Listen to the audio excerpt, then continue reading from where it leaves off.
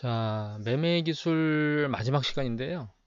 이번에는 매매 기술이라기보다는 우리가 이전 시간에 본 그 두 번의 점점과 저점, 그 주식 정점과 저점에서 왜 그 개인들이나 뭐 대부분의 사람들이 매도와 매수를 치지 않을까, 정점에서 매도를 안 하고 뭐 저점에서 매수를 안 할까, 이런 부분에 대한 그 심리적 현상을 설명을 드리려고 이 녹음을 하고 있고요.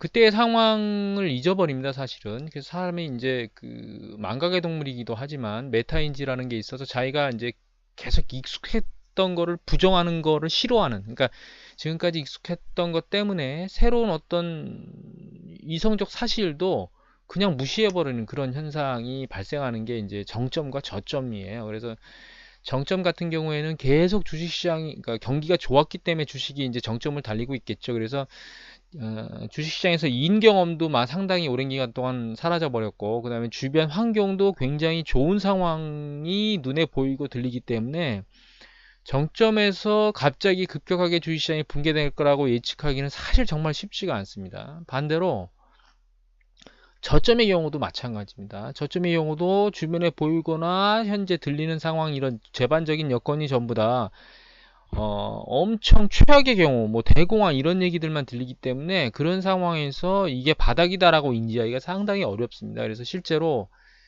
그 저점의 바닥은 여러 가지 경로를 통해서 이제 고민을 좀 해봐야 되겠지만, 그때 심리 상황에 대한 부분을 우리가 한번 거론하고 그걸 마음속에 둠으로써 정점과 저점에서 그걸 이겨내는 어떤 그 사전 준비를 하는 것도 필요하다고 개인적으로 생각을 해서 이 시간을 마련했고요. 일단 제가 네이버에서 뉴스 검색을 했는데, 이 뉴스 검색은 2007년 11월 1일부터 2007년 12월 31일입니다. 저희가 2007년도 11월 아마 하반기쯤에 주식시장이 정점을 치고 내려갔을 거예요. 그래서 이거를 어, 빠른 순으로, 그러니까 오래된 순이니까 옛날 기사 순으로 이렇게 쭉 나열을 해보면, 여기 보시면 뭐 환율은 한수, 주식은 환호 이렇게 돼 있죠. 그 다음에 IT주 다시 팔까? 대장도 된다. 아직 아니다. 그러니까 더 간다 이거죠, IT주가. 그 다음에 다른 사항을 좀 더 보면, 여기 보면 이제 이것도 역시 주식이죠. 고배당주를 높여라. 그러니까 주식에서 빼라는 얘기라는 게 사실 눈에 잘 안 보이지 않습니까? 모두 다 주식시장이 향후 계속 진행될 거기 때문에 주식시장의 포트폴리오나 이런 걸 지속하라, 이런 느낌으로 지금 계속 보이는 거죠. 여기 보시면 이런 얘기도 있습니다. 미가 금리 인하, 그러니까 미금리 인하의 신고가 경신행지를 계속 이어갈 것 같다. 이런 얘기는 뭐냐면 계속 상승해서 신고가 계속 날 것 같다, 이런 느낌에 대한 얘기들을 한다는 거죠. 결과적으로 이게 그 끝자락에, 이 날짜가 2007년 11월 1일이니까 그 끝자락이 되면 될수록, 그러니까 정점의 끝자락이 되면 될수록 주변에서 뭐 조종을 대기해라 이런 상황이 아니고, 결과적으로는 계속 갈 거다라고, 그리고 주식 괜찮다라고 하는 부분들이 크다는 거예요. 그리고 약간 정점을 찍고 조종이 시작된 말일 2007년 12월 31일자로 한번 다시 역순으로 해서 저희가 정리를 해보면, 일단 한겨레 신문 자체에서는 달콤한 과거를 잊고 분산 투자를 하라고 해서 경고성 시그널이 한번 일단 나왔는데, 여기 보시면 2008년도 대전망이, 경제신문의 대전망이 뭐냐면 코리아 프리미엄 시대가 크다 이렇게 나와 있죠. 그리고 1월 효과가 있다 없다 이런 얘기는, 이제 1월 효과로 인해서 뭐 오른다 내린다 이런 얘기지, 주식시장에 대한 하락, 추세 전환 이런 얘기는 아예 거론되지 않다는 얘기죠. 주식 펀드에 굉장히 많이 몰렸다는 얘기. 그 다음에 여기 보시면 2008년도에 소비 엔터주가 유망하다. 여기 보면 성적표 정도의 얘기만 나왔네요. 조종파가 진행된다는 얘기가 일시적으로 좀 나와 있고, 그 다음에 여기 보면 또 철강기계조선이 상승 장세를 이끈다 이렇게 되어 있죠, 2008년도에. 그러니까 이건 논점은 뭐냐면, 정점이 형성됐으며 정점 근접에서 조종하는 과정에 있음에도 불구하고 주식시장에 관련된 뉴스 보도들, 그러니까 뭐 증권사라든가 뭐 경제신문이라든가 이런 쪽에서 나오는 그 일반인들이 접할 수 있는 정보들은 아직 괜찮다. 뭐 추세전환 이런 고민할 필요 없다. 뭐 이런 생각을 하고 있다는 거예요. 그러면 이 정점 말고 붕괴가 돼가지고 저점이 돼서 완전히 패닉이 빠진, 정점 시점에는 우리가 광기란 단어를 쓰는데, 이런 광기에 휩싸이지 않고 완전 반대로 패닉이 됐던 상황에는 어떤 뉴스들이 나오는지 저희가 한번 참고를 해보면, 얘는 우리가 글로벌 금융위기 바닥을 형성했던 2008년도 하반기부터 2008년도 상반기에 해당하는 2008년 12월 1일부터 2009년 1월 31일까지의 뉴스 보도들만 뽑아놨는데, 코스피 지수에 대한 또 오래된 순으로 났으니까 이게 이제 상반기와 2008년도 12월 1일이죠. 그래서 여기 보시면 헛다리 짚는 증권 전망. 내년 코스피 지수는 최저 510에서 최대 1500이다. 그러니까 510까지 내려갈 수도 있다, 이런 뜻이죠. 이때 주가가 1000대를 왔다 갔다 하고 있을 때였습니다.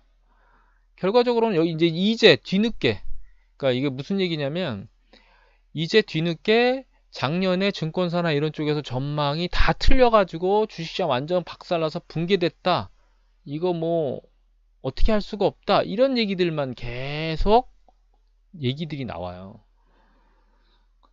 그 결과적으로 이거 무슨 얘기냐면, 패닉에 빠졌는데 이 상황에서 주식이 추세가 전환돼서 매수해야 됩니다라고 하는 매수 권고사항이나 이런 부분들은 눈에 안 띈다는 거죠.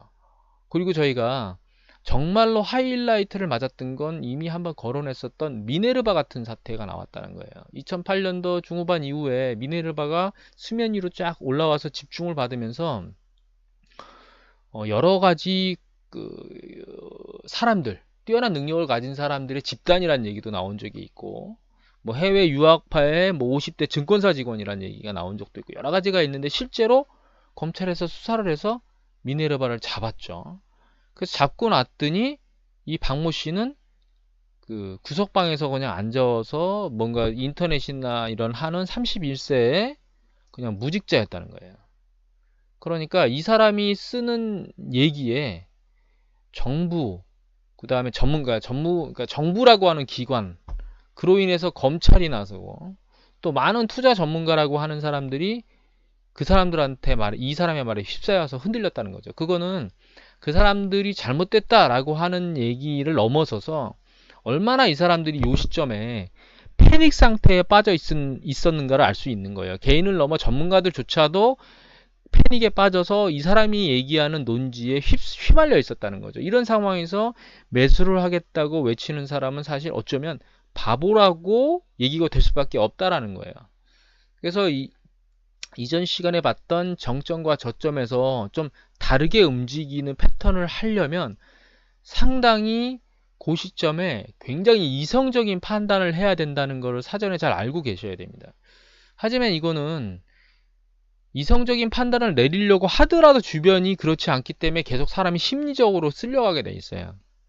만일 그런 부분들을 우려하신다면 이미 이제 그 기술적 차트상에서 고점이라든가 추세선을 밟는다거나 OECD와 다이버전스가 발생한다거나 이런 여러 가지 시그널들을 개인적으로 그거 이외에 나타나는 여러 가지 시그널들을 잘 모아서 가지고 있다가 그 시점에 그런 시그널들이 잘 작동하고 있는 걸 판단해서 내는 정점에서 하는 행동을 하고 저점에서 하는 행동을 실제로 이행을 하시면 위험도 줄이면서 실제로는 훨씬 더 자산을 풍요롭게 지속적으로 만들 수 있는 아주 좋은 무기를 갖는다, 이렇게 생각을 하시면 될 것 같습니다.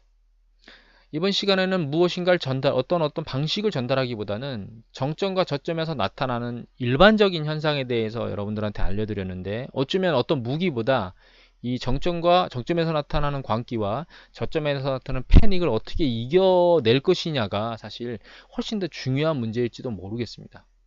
자, 그럼 이번 강의는 마치도록 하겠습니다.